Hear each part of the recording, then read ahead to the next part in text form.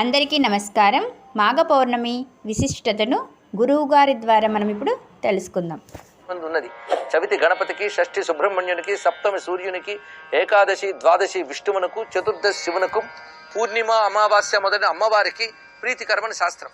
అవి ఏ మాసంలోనైనా గొప్పవే గాని మాఘమాసంలో ఆ తిథులు గాని సేవిస్తే ఆ దేవతలకు మరింత ప్రీతికరమై ఆ చేసే ఆరాధనలు కోటి గుణితమైన ఫలితాన్ని ఇస్తాయని శాస్త్రం చెప్తున్నది.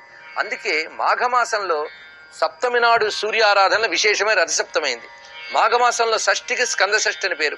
మాఘమాసంలో చతుర్థి డుంఠి వినాయకునికి ప్రీతిపాత్రం అని చెప్తారు. అలాగే మాఘశుద్ధ ఏకాదశి భీష్మ ఏకాదశి మహాపర్వమై అది గొప్పదైంది. ఇక మాఘమాసంలో వచ్చే మహాశివరాత్రి మహాశివరాత్రియే అది మహాపర్వమైనది. అందులో మాఘమాసం అంతా కూడా సర్వదేవతా ప్రీతికరమైనది. అందున పూర్ణిమ మాసము యొక్క శక్తికంతరికి సారవంతమైనటువంటి స్థానం. అది ఏ మాసమైనా ఆ మాసశక్తి యొక్క సారము పూర్ణత పూర్ణిమ తిథి అని ఉంటుంది.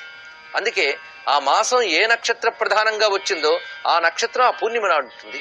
ఈ మాఘ పూర్ణిమ ప్రత్యేకమైనటువంటి విశేషమైనదని సాక్షాత్ కృష్ణ పరమాత్మ ధర్మరాజాదులతో చెప్పినట్లుగా భారతంలో ఉన్న వాక్యం. స్నానదాన విహీనాస్తు ననేయా పాండునందన. ఈ మాఘమాసంలో స్నానము దానము జపం లేకుండా గాని గడిపితే వాడు తన ఆయుష్ని వ్యర్థం చేసుకున్నవాడే అన్నారు. అంటే భగవంతుడు కొన్ని అవకాశాలు ఇస్తాడు. దాని నిద్రతోనూ భౌతిక సుఖాలతోనూ గడిపేసినటువంటి వాడు అవకాశాలు చేజార్చుకుంటున్నాడు, బాగుపడే యోగాలను పోగొట్టుకుంటున్నాడు అర్థం. అందుకే మాఘమాసంలో ప్రయత్నపూర్వకముగా కొన్ని సాధనలు చేసి జీవి పాప పరిహారం చేసుకోవాలి, భగవంతుని యొక్క అనుగ్రహాన్ని పొందాలి. అందుకే దేవతానుగ్రహానికి అవకాశం ఇచ్చే మాఘమాసంలో చేయవలసిన ప్రధాన కృత్యముల్లో స్నానం ఒకటి చెప్పారు. స్నానము అన్నప్పుడు ప్రాతకాలంలో పైగా అరుణోదయ సమయాత్ పూర్వమే స్నానం చేయాలి. అందుకే మాఘమాసం స్నానానికి అత్యంత ప్రధానమైనటువంటిది. కార్తీకం దీపానికి ప్రాధాన్యము, వైశాఖం దానానికి ప్రాధాన్యం అన్నారు. ఇలా ఒక్కొక్క దానికి ఒక్కొక్క ప్రాధాన్యం. అయితే అదే ప్రధానమైన మిగిలిన మానీయమని కాదు. మాఘమాసంలో స్నానంతో పాటు దానము దీపము మొదలైనవి చేయాలి అని ఇక్కడ తీసుకోవాలి.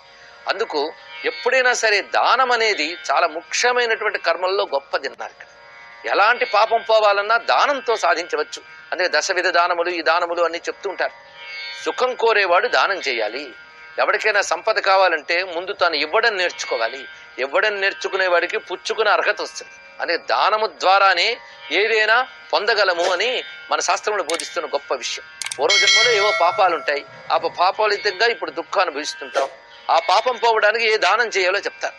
దానం ద్వారా పరిహరించేది ఎక్కువగా సాధ్యమవుతుంది. తర్వాత మంత్రము జపం ఇవన్నీ చెప్తారు. అందుకే దానము ద్వారానే పాపనాశనం సులభంగా చేసుకోవచ్చు.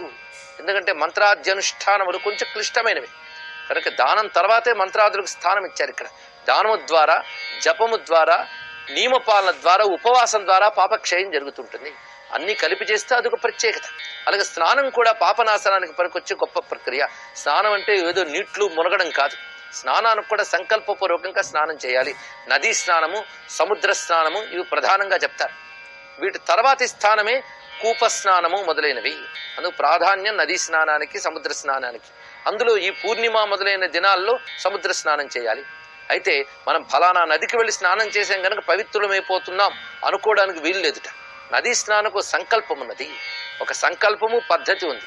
ఈ రెండూ లేకుండా స్నానం చేస్తే పాపం వస్తుంది కూడా. అందుకు ఏదో మునిగినంత మాత్రాన పుణ్యం రాదు, సంకల్ప సహితంగాను అదేవిధంగా ఆ శాస్త్రము చెప్పిన పద్ధతిగాను చేసినప్పుడే ఆ ఫలం వస్తున్నది.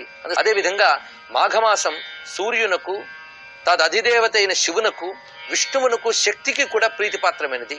అందున ఈ మాఘ పూర్ణిమ నాడు శివారాధన, విష్ణువారాధన, శక్తి ఆరాధన ఈ మూడు విశేషమైన ఫలితాన్ని ఇస్తాయని చెప్తున్నారు.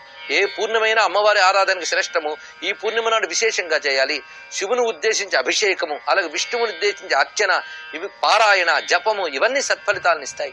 అలాంటి సత్ఫలిదాయని అయినటువంటి ఈ పుణ్యకాలానికి నమస్కరిస్తూ ఈ పుణ్యకాలంలో ఏ నదిలో ఏ నీటిలో స్నానం చేసినా ప్రయాగ తీర్థాన్ని స్మరించాలి. మాఘమాసం ప్రయాగ తీర్థానికి ప్రాధాన్యం ఉన్నటువంటిది. అటువంటి ప్రయాగ తీర్థరాజానికి నమస్కరిస్తూ స్వస్తి.